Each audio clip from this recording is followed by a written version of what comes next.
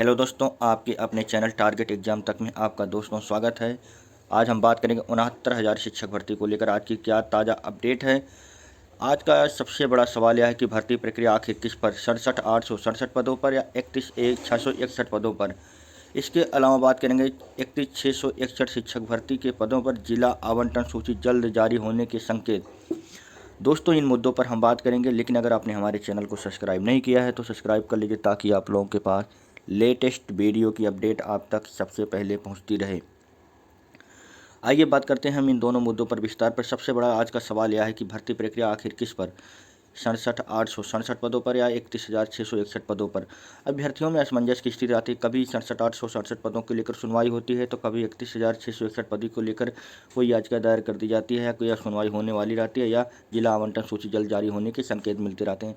अभ्यर्थियों को इन दोनों पदों को लेकर काफ़ी असमंजस की स्थिति बरकरार रहती है। जैसा कि दोस्त आप जान रहे हैं कि कभी अभी कल ही राष्ट्रीय पिछड़ा वर्ग आयोग में 67,867 पदों को लेकर सुनवाई थी, जिसमें राष्ट्रीय पिछड़ा वर्ग आयोग द्वारा 5 अभ्यर्थियों को, जिन्होंने इस संबंध में याचिका दायर की थी राष्ट्रीय पिछड़ा वर्ग आयोग में, जिनको इस भर्ती पर आपत्ति थी, नियम कानून पारदर्शी तरह से न होने को लेकर आपत्ति थी, उन 5 अभ्यर्थियों को एससीईआरटी यानी लखनऊ भेजा जाएगा और अधिकारियों के बीच एससीईआरटी के अधिकारी और इन 5 छात्रों के बीच जो संवाद होगा, डिस्कशन होगा। इसके बाद इस अधिकारियों को अपने जवाब और अभ्यर्थियों को अपने जवाब देने पड़ेंगे। आखिर क्या कारण है कि आप इस भर्ती प्रक्रिया से संतुष्ट नहीं हैं। इसी को लेकर 5 अभ्यर्थी 7 अक्टूबर को लखनऊ के एससीईआरटी मुख्यालय पहुंचेंगे। लेकिन दोस्तों, सबसे बड़ा सवाल यह है कि आखिर अभ्यर्थी ही अब जज बनने लगे हैं। अभ्यर्थियों को तो याचिका दायर की थी कि सर, इस पर भर्ती प्रक्रिया पारदर्शी तरीके से नहीं हो रही है, कैटेगरी वाइज नहीं हो रही है। अपनी जो याचिका में जो अपनी दलीलें थे वो तो दे ही दी थे।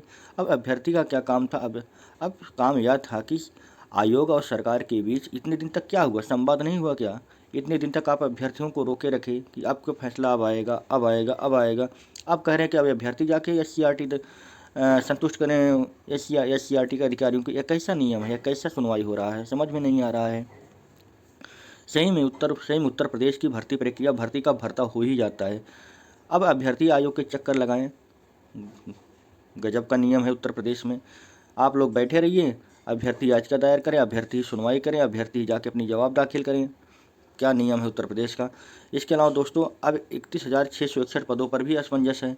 अभी तो 67,867 पदों को लेकर कल जो सुनवाई हुई उस पर अभ्यर्थी अब 7 अक्टूबर को जाएंगे अपनी दलीलें देने फिर से कि सर, आपने इस तरह से भर्ती नहीं किया है, इसीलिए हमने याचिका दायर की थी। यानी एक बार फिर अपनी बातों की दोबारा बात रखेंगे, फिर उस पर एक नई डेट मिलेगी, फिर आज नई डेट मिलेगी। इस तरह से भर्ती का भर्ता होता रहेगा उत्तर प्रदेश में। जो अभ्यर्थियों में सबसे बड़ा असमंजस बना है दोस्तों कि 31,661 भर्ती पर पदों पर भर्ती होगी या 67,867 पदों पर। लेकिन जैसा कि आप जान रहे हैं, 67,867 पदों पर भर्ती प्रक्रिया न होने की एक कारण नहीं है, कई कारण है, जैसे हम आपको बता रहे हैं।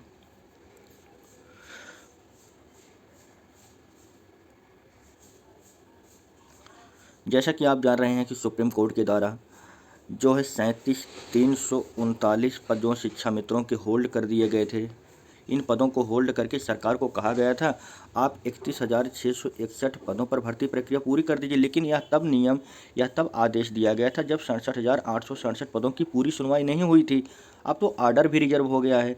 अब सरकार इस पर भर्ती प्रक्रिया करने जा रही है, वो भी जब अभ्यर्थियों के आक्रोश एवं विरोध और सोशल मीडिया पर, ट्विटर पर लगातार ट्रेंडिंग की स्थिति में देखते हुए लगातार आक्रोश था छात्रों का।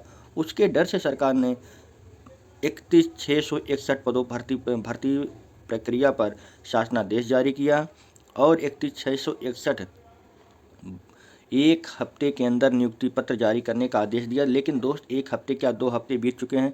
शायद सरकार की जो एक हफ्ते की भाषा होती है, शायद हमें लग रहा हो 1 महीने या 3 महीने या 4 महीने की भाषा होती होगी। तभी तो उन लोगों के एक हफ्ते में नियुक्ति पत्र क्या होगा, तो 1 साल में नियुक्ति पत्र नहीं दे पाएंगे जिस तरह से यह भर्ती प्रक्रिया चल रही है।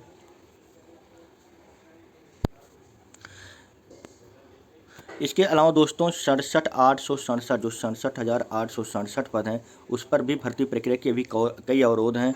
जैसे आंसर की का विवाद हो गया, त्रुटि संशोधन का विवाद हो गया। यानी ये भी जो मानवीय त्रुटि के कारण लोगों के फार्म संशोधन करने का मौका दिया गया, अभी उसको भी नहीं किया गया है। इसके अलावा एमआरसी का मुद्दा तो राष्ट्रीय पिछड़ा वर्ग आयोग में चल ही रहा है। ऐसे तमाम मुद्दे हैं, क्या आप लोग नहीं समझ रहे हैं, क्या नहीं जान रहे हैं कि क्या 31,661 पदों पर यह आँच आना तय नहीं है? उस पर भी आएगा। अगर आरक्षण के हिसाब से भर्ती प्रक्रिया नहीं होती है तो 31,661 भर्ती प्रक्रिया भी भर्ता बनना तय है, इसमें कोई दो राय नहीं है।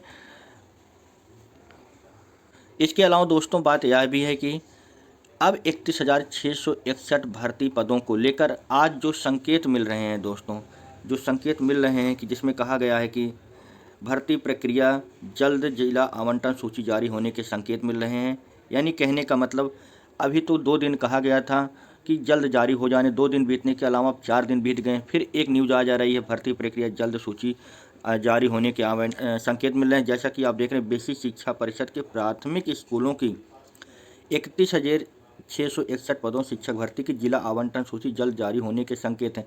दोस्तों उत्तर प्रदेश में संकेत मिलते हैं, न कि आप लोग जितना तो जा रहे हैं संकेत मिल जाते हैं। संकेत कितने दिनों में आएंगे? ये संकेत कितने दिनों बाद कंफर्म हो जाएंगे? 1 महीने में होंगे, 1 हफ्ते में होंगे या 1 साल में होंगे? या तो आप तो जान ही रहे हैं जैसे कि सरकार 1 हफ्ते में नियुक्ति पत्र देने जा रही थी, लेकिन 1 हफ्ते के आप तो 2 हफ्ते के बीतने जा रहे हैं। आप लोग भी अब संकेत की भाषा समझने लगे हैं उत्तर प्रदेश में सरकार के।